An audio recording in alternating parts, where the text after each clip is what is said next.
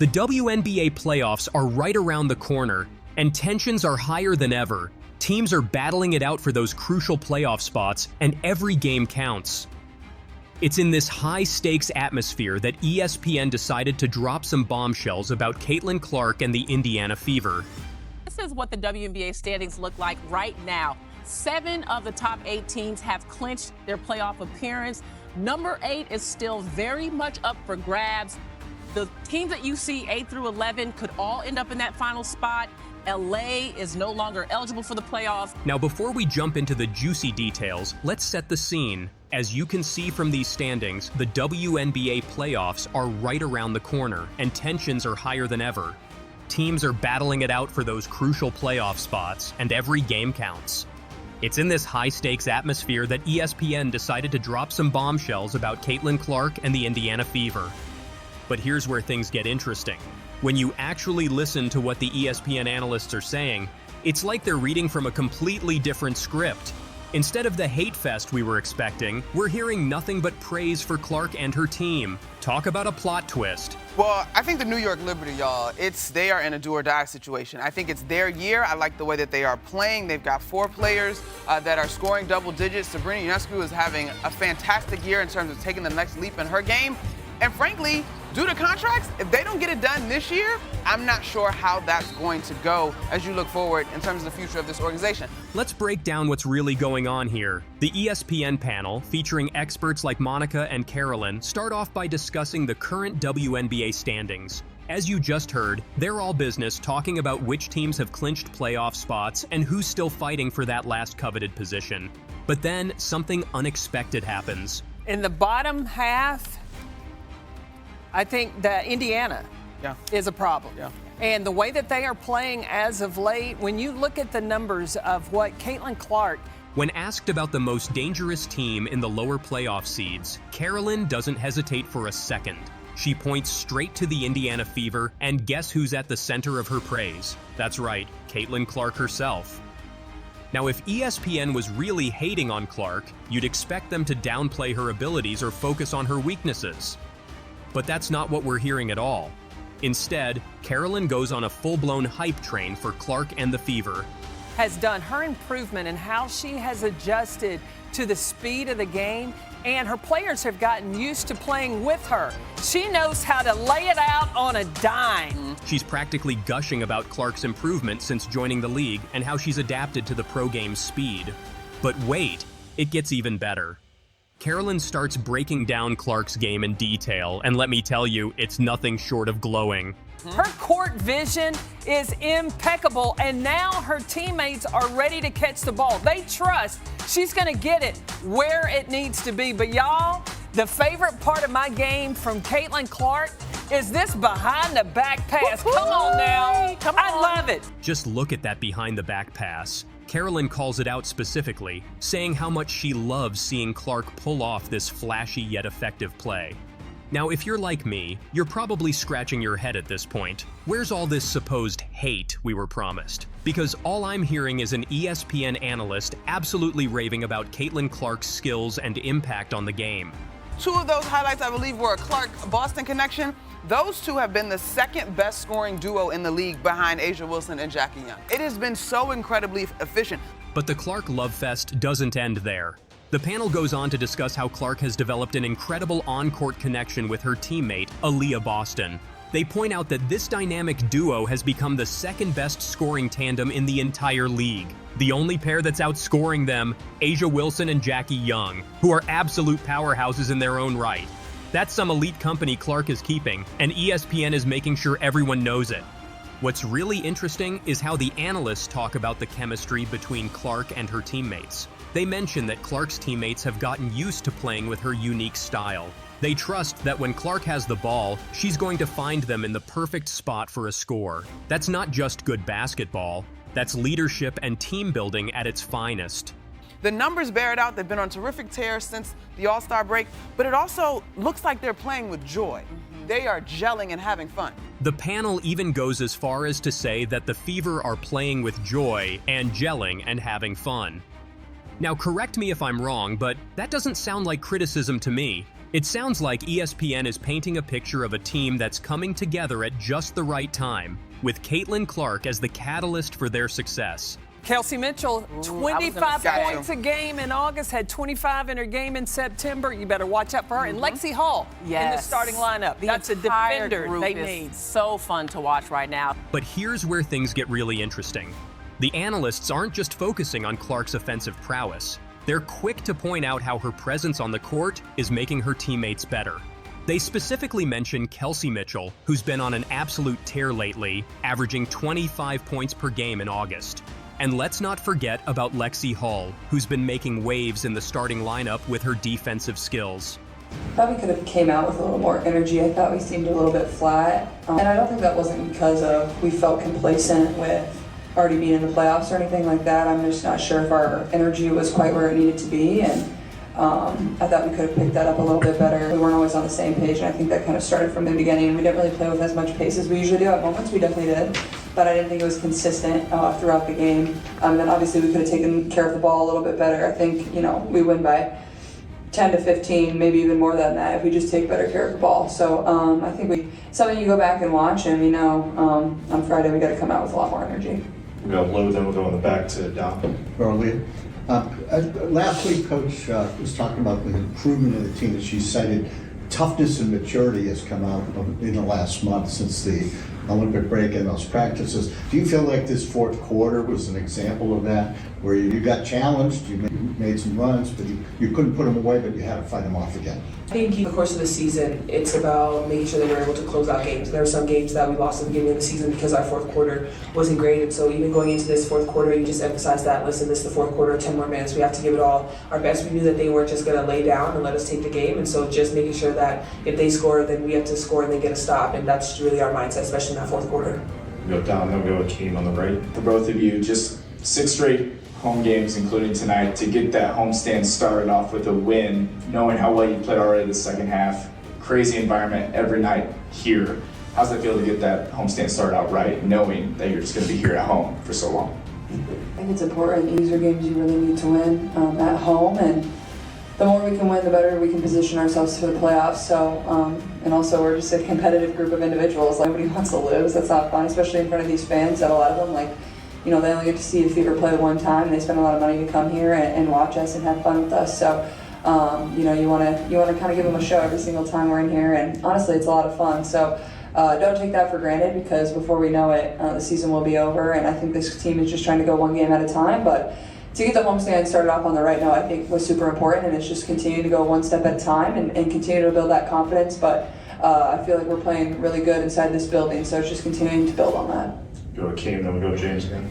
And just kind of following up on Kristen's question earlier, just when the turnovers start to kind of mount and build, what is said, or what do you guys do to kind of refocus and get back on the same page? We get straight to it. We say we need to take care of the ball. I feel like that's as simple as it is. We know what we have to do, and most of the times it's silly mistakes, so making sure that we just pay attention, make sure that we're ready for it, but at the end of the day, just take care of the ball, make a good decision with it. We go James, and we go on Zoom. Caitlin played 40 minutes tonight, entire game. Obviously, probably wasn't the plan. How do you assess how you feel throughout the game? And do you ever ask to come out, or how did that go?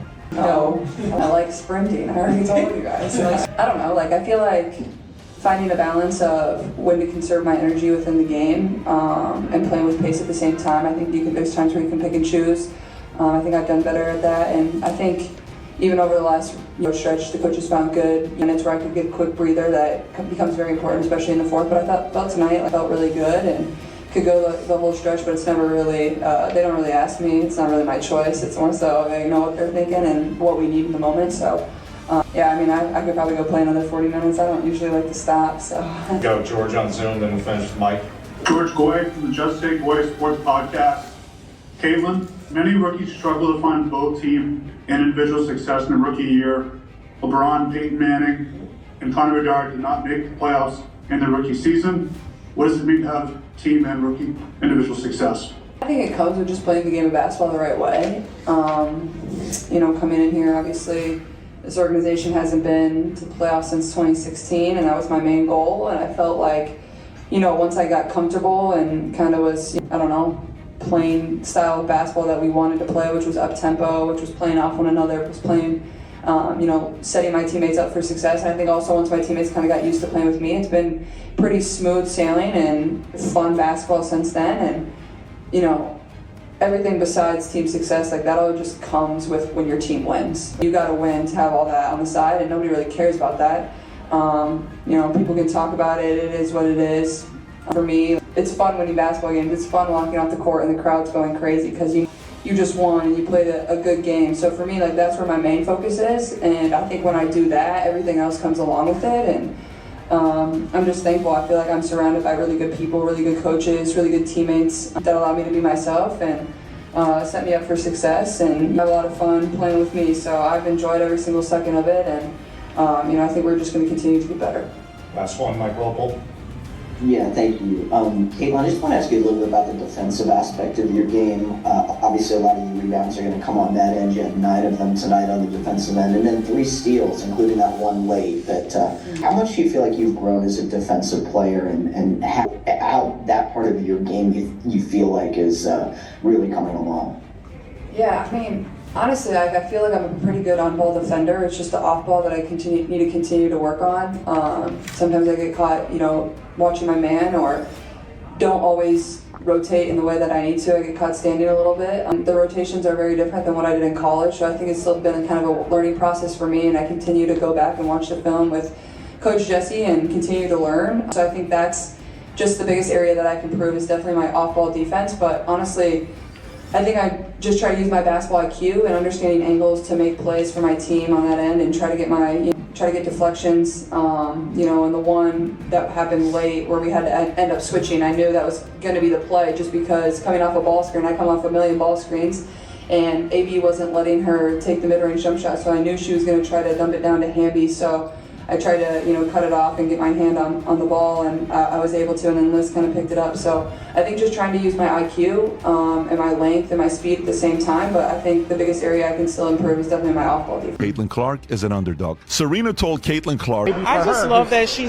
tries to stay grounded, and she says she doesn't, what did she say? She doesn't have a social, she doesn't look at her social, and I get it. I don't either, and I think it's so important to continue to do what she's doing, and no matter what other people do, then if people are negative, it's because they can't do what you do. Angel Reese's strategy of padding her stats has become concerning. She keeps increasing her numbers even in games that are already decided and out of reach. this is Angel Reese. Watch this clip. She says the following. Go ahead and play it. She needs a lot of attention. Go ahead. We watching women's basketball. It's not just because of one person. It's because of me too, and I want y'all to realize that. Like, it's not just because of one person. We don't get to say, well, Joe Rogan is #1 and we are important too, because that's not how podcasts and competition works. You know who tells you you're good? The flipping market tells you're good. By the way, you know when's the last time I watched a WNBA game? Never. Till today. I've still not watched a WNBA game. Her latest game against the Indiana Fever clearly shows this trend. Despite the Fever having a strong lead, Reese remained on the court, focused on boosting her double-double stats.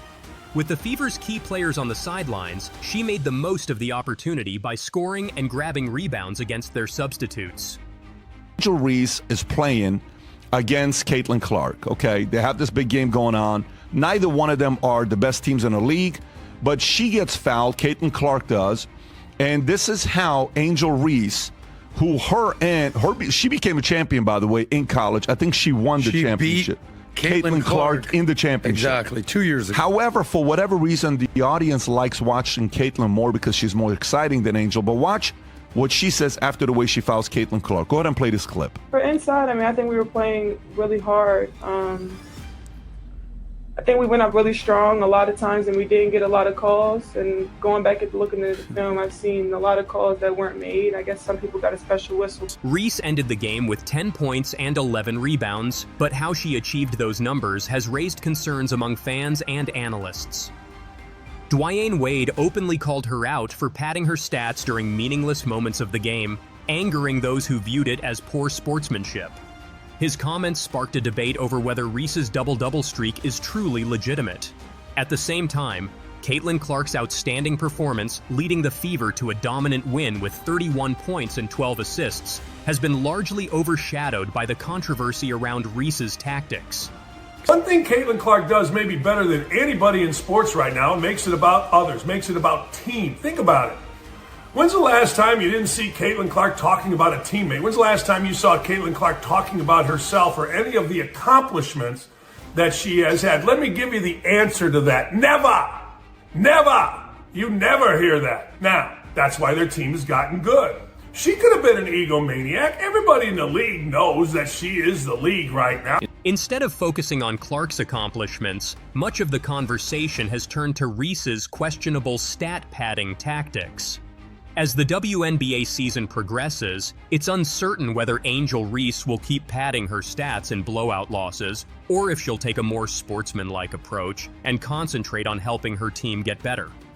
Those Sky are falling off the map in the second half of the season. Why? Well, they got a star, right? Everybody tells me Angel Reese is an absolute star. Look at all the double-doubles. Oh, my God. Well, Angel Reese and the Chicago Sky have made it about Angel Reese, not about the Chicago Sky. Even last night, if you look at it, what they have, Barbie night. We're giving out towels, blah, blah, blah, blah, blah. And when you see Angel Reese, what does she do?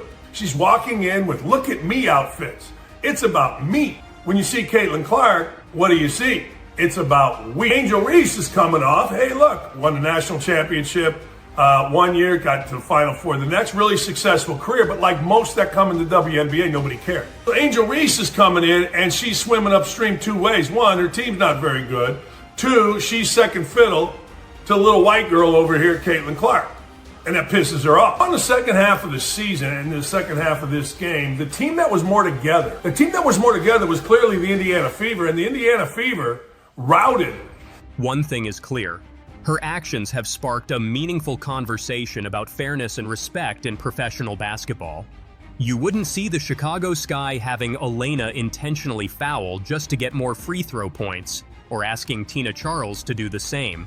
And you certainly wouldn't find Teresa Weatherspoon leaving a player in just to pad their stats when the game is already decided. Honestly, it gives the Sky an unprofessional image. I think there's some people, first of all, I think it's jealousy. I don't want to get in, there's a lot of articles out there that are using the R word and talking about this. I think it is pure, unadulterated jealousy.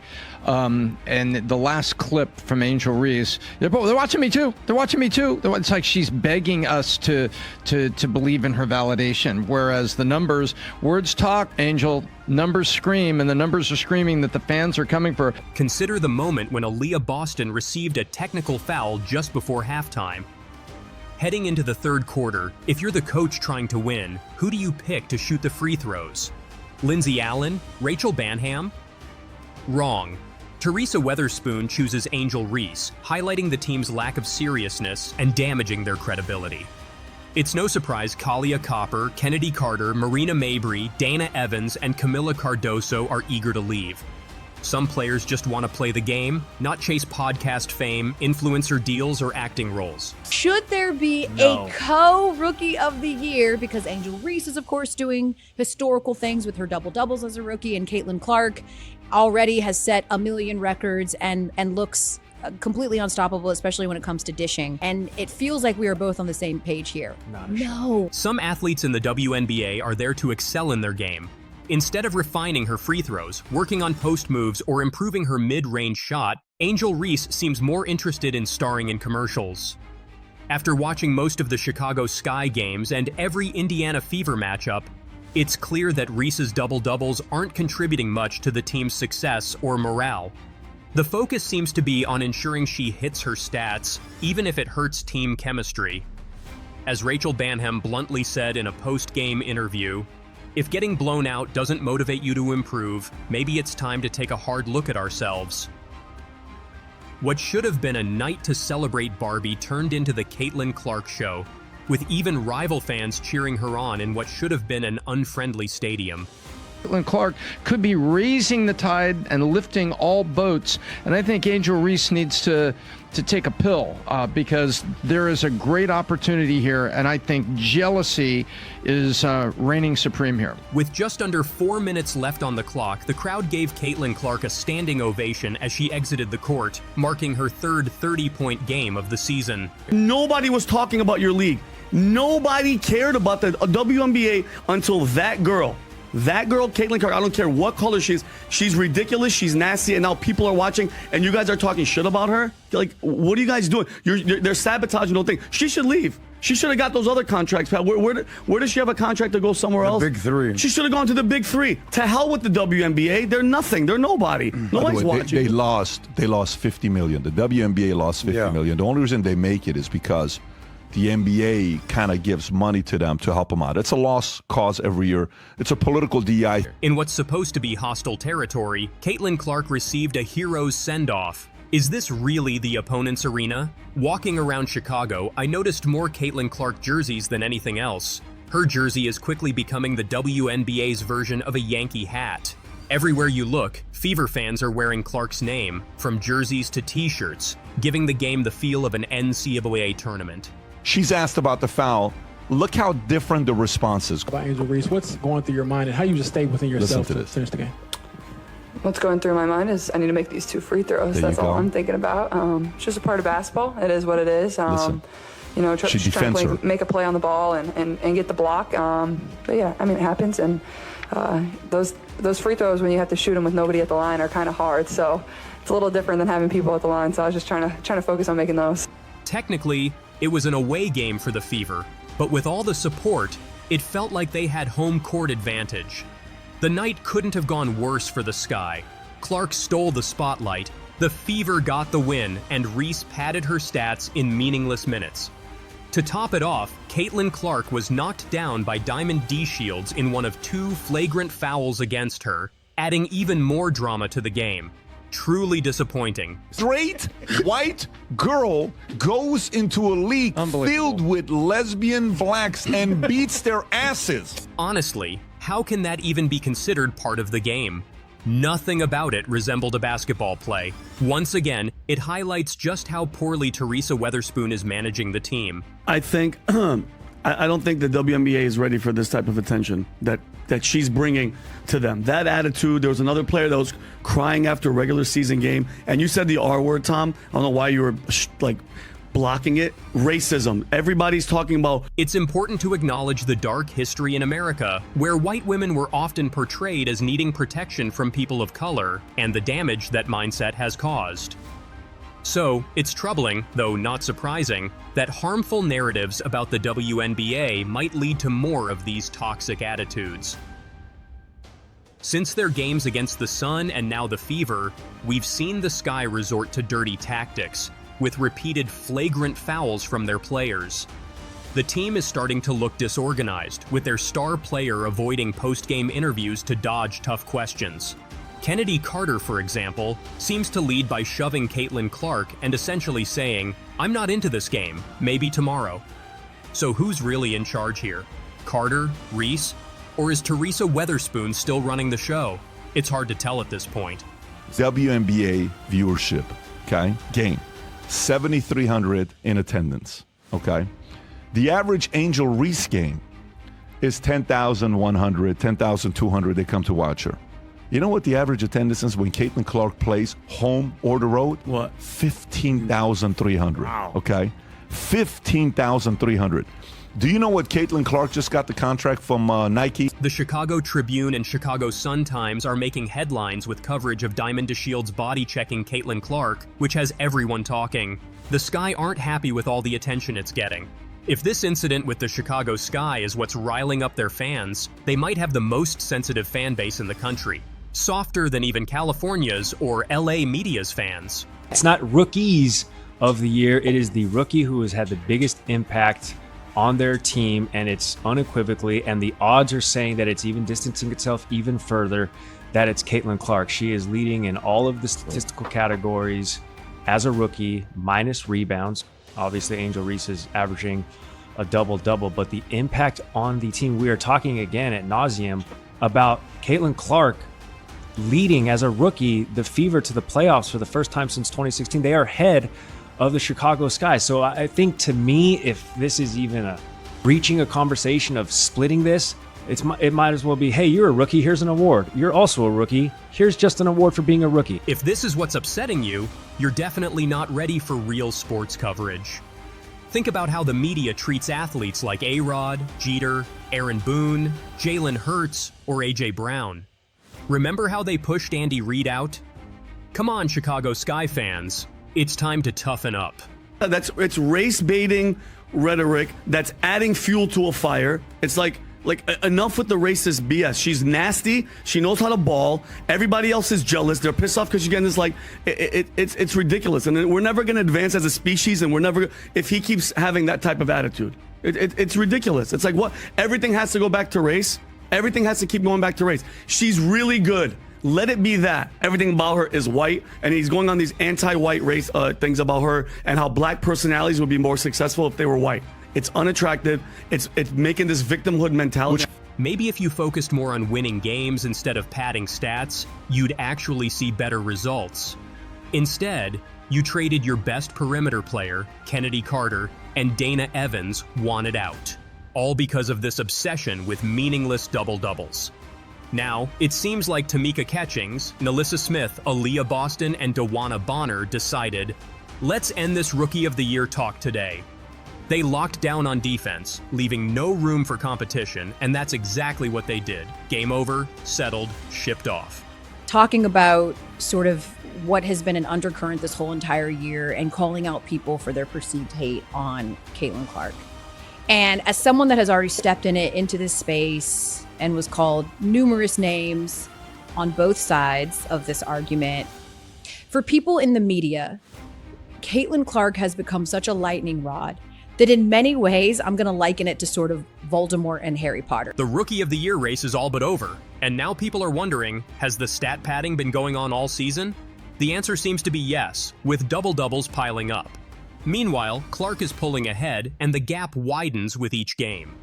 We're not focused on individual awards. I know that's what people think, but it's not what drives us, Clark said before the game.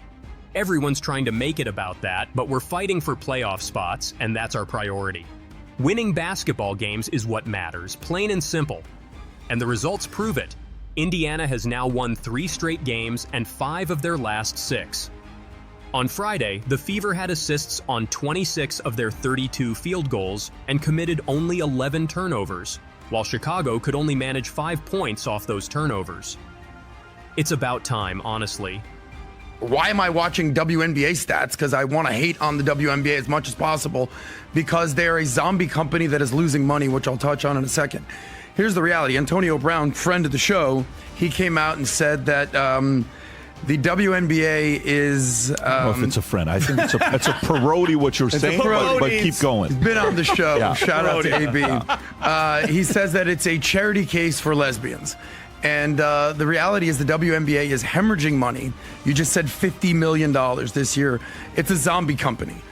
Name another company that just loses money, and we're like, yeah, let's keep talking about this company for the last 25 years. Clark mentioned that building chemistry with teammates takes time. They need to understand you, and you need to understand them. She said, I'll only get more comfortable the more I play. Chicago's problems aren't entirely on Reese, though. The Sky are missing offensive firepower, especially with Marina Mabrey, who was traded before the Olympic break, still being their second leading scorer. They've struggled to close out tight games, losing 6 by 4 points or less, including 3 during their recent slump. On Friday, Chicago had a 13-point lead in the first quarter, but ended up losing by 19.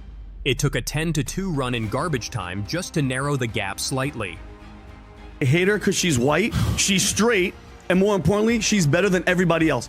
Period. End of story. We're struggling to execute in crucial moments, and it's something we've got to fix, Reese said before the game.